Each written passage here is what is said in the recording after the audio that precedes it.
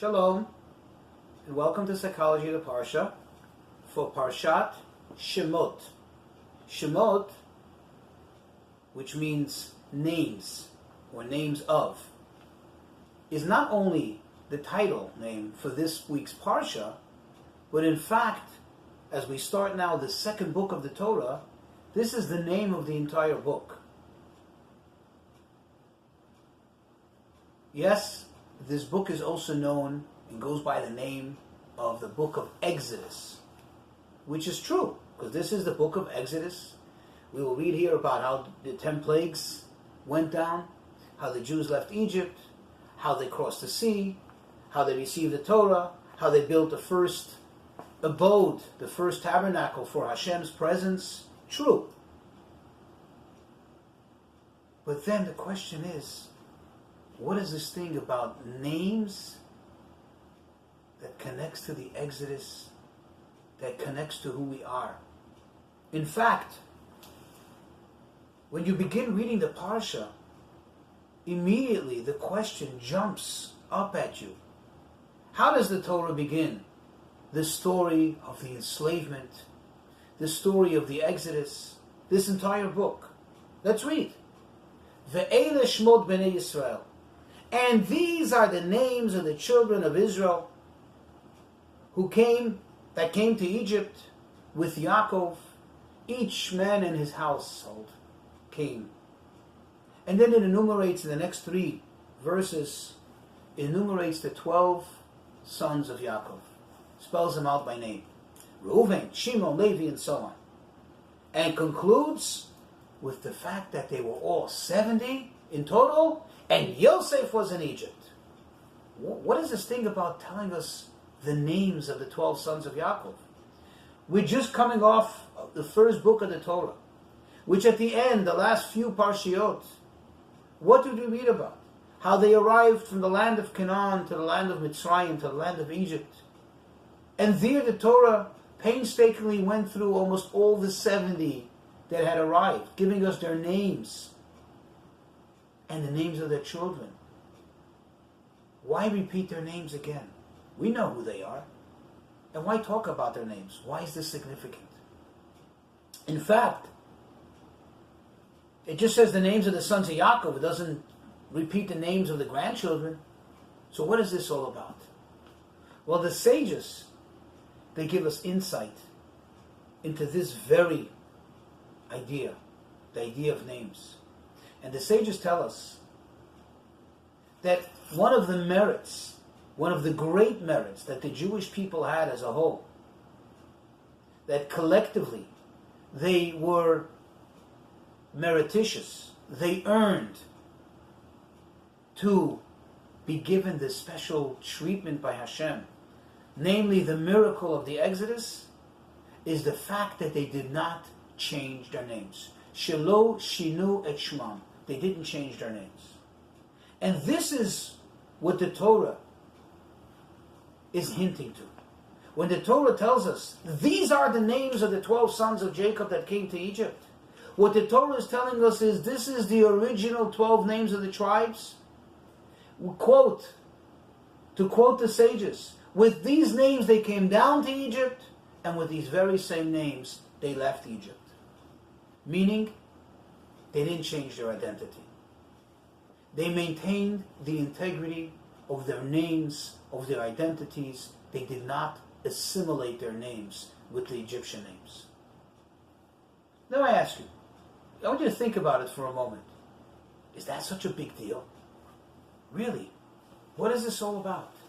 In fact, for anyone who knows the Medrash, if you know this Medrash, then most likely you're also privy to the other Medrash, which tells us that, sadly, with perhaps the exception of the tribe of Levi, most of the Jews became heavily assimilated in the ways and in the culture and in the practices of the Egyptians. Over time, as Jews sadly too often do, they melted into their Egyptian society. To take it a step further, you know that after the Jews left Egypt, when they were crossing the sea, And Hashem was about to bring the waters crashing down on the Egyptians. The Medrash tells us that the angels, they came to Hashem and they cried foul. And they said, what is this all about? This doesn't make sense. This is not fair. This is not just. Why? They said, halalu, these, ovdei avodah zarah, these are worshippers of idols, meaning the Egyptians. Vehalalu ovdei avodah zarah. And these two, the Jews who you just let out, who you just performed a miracle for, they were equally idol worshippers. So why are you distinguishing? Why are you saving the Jews and punishing them? That tells us something. They were, at least in the eyes of the angels, who are in the world of truth, they were very, very much similar to the Egyptians. So what's the big virtue? What's the great big deal about not changing their names? Perhaps it doesn't seem like such a big deal. But if you think about it, if you give it some thought, you'll see how important it is and how fundamental it is and why this is perhaps the core of almost everything we stand for. You see, too often Jews have this notion of being afraid of their own identity, being somewhat ashamed of being Jewish. Even when the Jew is religious, and because they're inclined to wear a kippah or to have a certain dress mode or dress code, still there are times when they feel somewhat inside inadequate. They almost feel like their ears are burning when they're walking down the street or walking in society. Why? Because that pride, the Gaon Yaakov, is lacking. For some reason the Jew feels somewhat inadequate, like he doesn't belong. That is a big problem. In fact, anybody who knows history knows that the beginning of the horrendous assimilation that we see today, which is a result of the Enlightenment movement, began very innocently. What was their mantra? Be a Jew. Be a full Jew. But outside, you be like everybody else. At home, in the synagogue, you be a full-fledged Jew. They were embarrassed. They felt like there's something to hide, something to be ashamed of. And that is namely, and sadly, that Jewish identity. And Hashem is basically telling us, you want to be a nation? Of course you're not going to be perfect all the time. Of course there are going to be times when you slip, you get influenced by your neighbors, especially when you live amongst them. You get tempted by the temptation that's dear around you. But that's not fundamental. That's in the moment. That is an event.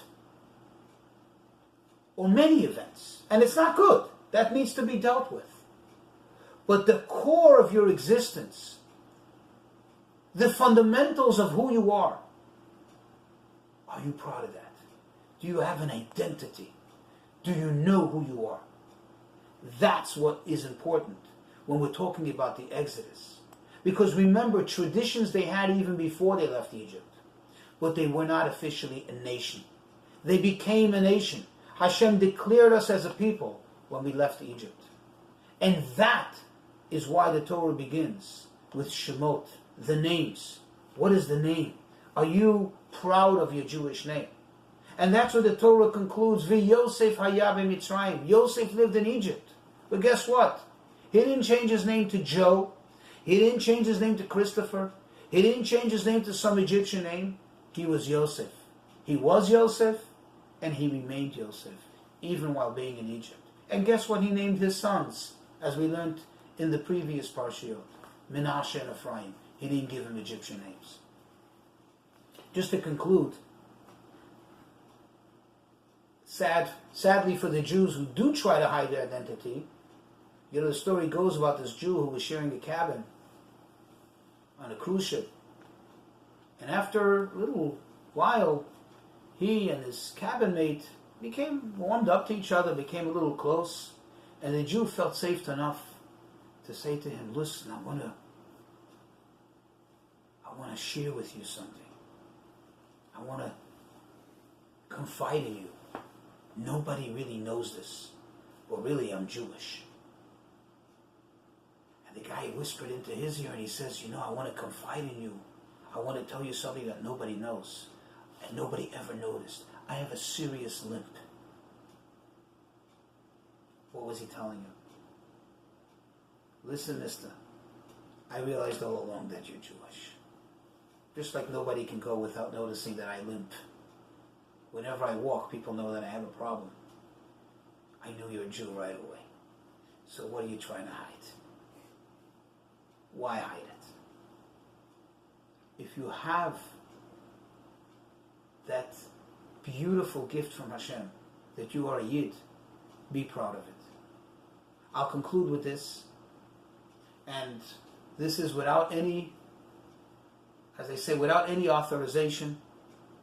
Don't quote me. But personally, this is how I feel, and I've shared this many times when I encounter Jews who, for whatever reason, maybe they didn't know better, or they grew up without being told that it's a problem, but they have a tattoo. And many times I've encountered Jews, especially Israelis, who had a tattoo with a Star of David. And I found myself telling them many times that, wow, that's something special. Although I tell them, of course, that I would never have a tattoo. And thinking of a tattoo, brings to mind, God forbid, should never have it repeat itself. You know what happened in Auschwitz, that Jews were forcibly tattooed. But still I tell them, look how special that is. I have to wear a kippah. I have to put on tzitzit, wear a certain type of dress in order to identify myself as a Jew. You, wherever you go, especially if you go to places that maybe I perhaps would not be able to go to, you proudly carry that badge of honor saying, I'm a Jew. And that's something to think about, something very special. Shalom.